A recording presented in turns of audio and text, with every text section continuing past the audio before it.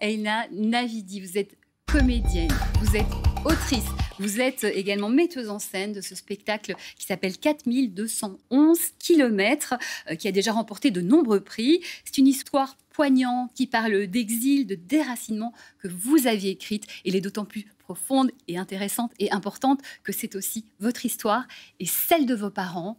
Aïla, 4211 kilomètres, vous pouvez nous pitcher justement cette histoire? Alors, 4211 kilomètres, effectivement, c'est la distance entre Paris et Téhéran. Et c'est l'histoire du coup de Mina et Fereydoun Farhadi, qui sont un couple et qui sont forcés à l'exil après la révolution de 79 En Iran. en Iran, et ils vont fuir le régime des mollahs après l'arrivée de Khomeini en Iran. Et effectivement, c'est mon histoire, mais en fait, j'ai voulu aussi l'écrire comme l'histoire d'un exil qui est un exemple parmi plein d'autres exils, parce que finalement, cette histoire ressemble beaucoup à toutes les histoires de réfugiés politiques iraniens qui sont venus en France à peu près à cette période, ou en tout cas dans les années qui ont suivi. Donc c'est avant tout un devoir de mémoire aussi, pour laisser une trace du combat de mes parents, mais aussi du combat de toutes les personnes qui étaient à leur côté à cette époque-là et qui continuent de lutter pour la liberté depuis la France. Oui, et d'ailleurs, cette histoire de ce retour, le fantasme du retour, il est partagé par beaucoup d'exilés. Dans toute la pièce, vos parents disent on y retourne bientôt. Ils étaient partis pour 6 mois, finalement, plus de 40 ans, ils sont restés. Et c'est quelque chose qui les mine, mais qu'ils ne montrent pas. Oui, en fait, c'est une génération de personnes qui sont très résilientes, qui, je pense, n'ont pas le temps en fait, de se poser les mêmes questions qu'on pourrait se poser quand on ne fait pas face à ce type de problématiques, et qui, du coup, sont toujours dans l'action et toujours dans la vie, qui font toujours le choix de la vie et le choix de l'espoir. Mais je trouve que c'est toujours très important. En fait, on me pose souvent la question de savoir, effectivement, vos parents ou la génération de vos parents vivent dans l'espoir du retour, mais cet espoir, ils l'ont transformé. C'est-à-dire que c'est une chose de vivre dans l'espoir, mais eux, ils ont transformé ça en action, en militantisme. Et c'est ça qui fait que cet espoir, il m'est transmis à moi aussi, parce que ce n'est que comme ça qu'en fait, on peut avancer et croire au fait que, en fait, effectivement, on pourra peut-être rentrer un jour dans notre pays. On va aller plus loin, mais avant ça, je vous propose de regarder un extrait de ce très joli spectacle, 4211 kilomètres. En 1980, je ne suis pas encore née. Mes parents traversent l'Iran, le Kurdistan, la guerre Irak-Iran. Quand ils arrivent en France avec de faux papiers, ils récupèrent enfin leur identité. Mina et Fereydoun Farhadi. Je m'appelle Yalda Farhadi. Je suis née à Paris d'un père et d'une mère iraniens réfugiés politiques, convaincus jusqu'à mes 10 ans que la France, ce n'était qu'un pays d'exil transitoire. Mais j'ai aussi grandi en France et je l'aime. Je suis plusieurs. Et je ne veux pas changer. Je suis plusieurs, je ne veux pas changer. Cette scène, elle arrive après une scène qui est hyper poignante. C'est-à-dire que la jeune fille arrive pour demander sa nationalité française. Et là, on lui conseille fortement de changer de prénom pour une meilleure assimilation. Et là, c'est le drame total pour elle.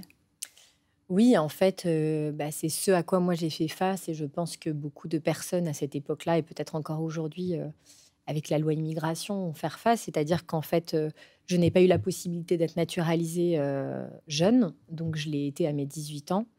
Et donc, en fait, il y a toute une démarche administrative qui est extrêmement longue. Et à l'issue de ça, on m'a demandé de... Donc à l'époque, moi, on m'avait proposé de m'appeler Aline. Au lieu d'Aïla. Au lieu d'Aïla.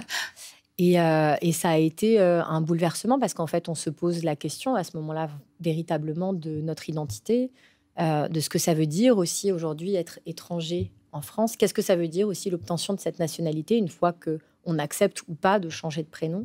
Pourquoi il faudrait changer de prénom pour se sentir plus assimilé dans cette société? Donc évidemment, moi j'ai à l'époque refusé.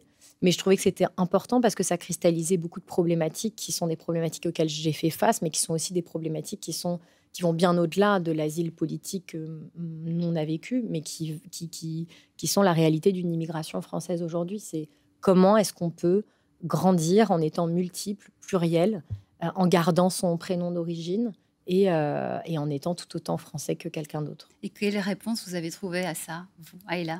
Que je suis plusieurs et que je ne veux pas changer. Voilà. Non, la réponse, elle est là. La réponse, elle est sur la richesse, en fait, qu'on a en tant que personne étrangère. Je pense qu'on n'a pas à faire le choix de dire qu'on est soit iranien, soit français. Et surtout, on me pose souvent la question, et je pense que c'est le cas de plein de personnes d'origine, à savoir, est-ce qu'on se sent plus quelque chose ou plus autre chose? Et la seule réponse à ça, c'est qu'on se sent autant l'un que l'autre et qu'on n'est pas obligé de choisir. Mais c'est un prisme, c'est une façon de voir les choses qui, je pense, change et doit changer pour pouvoir comprendre l'étranger en général. Alors, vous l'avez dit tout à l'heure, vos parents, ils sont donc arrivés en France, ils ont continué le combat, toute leur énergie, ils l'ont mise à faire des manifestations en France pour la démocratie en Iran, mais aussi à accueillir des réfugiés et même, situation un peu cocasse, il faut bien les héberger jusqu'à dans la chambre de leur fille qui, elle, n'en peut plus de cette situation. Vous l'avez vécu, ça ? Oui, on l'a vécu, ça fait partie. Alors, quand on est adolescent, effectivement, c'est conflictuel de devoir faire face à ça. Et puis, en fait, quand on grandit, ça devient une richesse parce que ça fait vraiment partie de notre culture, le partage, la solidarité. Mais bon, quand on a 15 ans et 16 ans et qu'effectivement, il y a plein de gens qui viennent au quotidien, c'est des problématiques. Et puis, en plus, ce sont des problématiques aussi parce que à l'extérieur, c'est pas forcément comme ça que ça se passe. Donc, en fait, on a une singularité. On se compare quand on est jeune aussi. Qu'est-ce qui fait qu'on se sent bien dans la société? C'est aussi qu'on a envie de ressembler à l'autre. Et à cette époque-là, en ce qui me concerne, je ressemblais pas beaucoup à mes camarades. Mais ça fait partie de la... Aujourd'hui, ça a été une souffrance et ça a été une richesse. En fait, c'est ce que je disais aussi quand je parlais de cette histoire. C'est qu'en fait, c'est l'histoire d'un héritage qu'on aime et qu'on déteste. Et ça, c'est quelque chose d'assez particulier. Aujourd'hui, pour rien au monde, je voudrais perdre cet héritage parce que c'est mon ADN, c'est mes fondations. Et je pense que c'est le cas de beaucoup de personnes qui ont des origines. Mais ça dépend des périodes de la vie. Il faut du temps pour comprendre certaines choses et voir les choses différemment. Et là, vos parents sont venus voir ce spectacle. Ils ont vu leur vie se dérouler sous leurs yeux. Qu'est-ce qu'ils vous ont dit ? La première fois, pas grand-chose. C'était très taiseux. Non, je pense que ça a généré en eux de la fierté. Mais ce qui a généré de la fierté, je pense que c'était pas forcément voir l'histoire de leur vie défiler devant leurs yeux. C'était le fait de voir une nouvelle génération, leur fille, mais une nouvelle génération, laisser une trace sur leur combat et le combat de leurs amis et de leurs camarades. Je pense que là où ça a généré beaucoup de fierté chez eux, c'est le fait que je puisse dénoncer les exactions, les exécutions qu'il y a eu sur les 44 dernières années, parce qu'il y a des moments où effectivement on fait référence à ces périodes-là.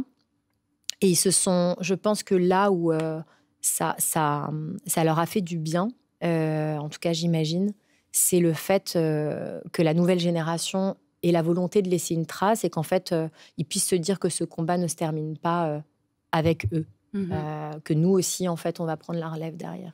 Pour finir très rapidement, et là, vous avez revu le parcours de votre vie, vous avez eu des prises de conscience ou qu'est-ce qui se ressort Non, des prises de conscience, non, pas forcément. Je pense que la seule chose que je me dis, c'est je me suis rendu compte de la force de la transmission. Et ça va bien au-delà de la pièce. C'est que je me suis dit que, en fait, ce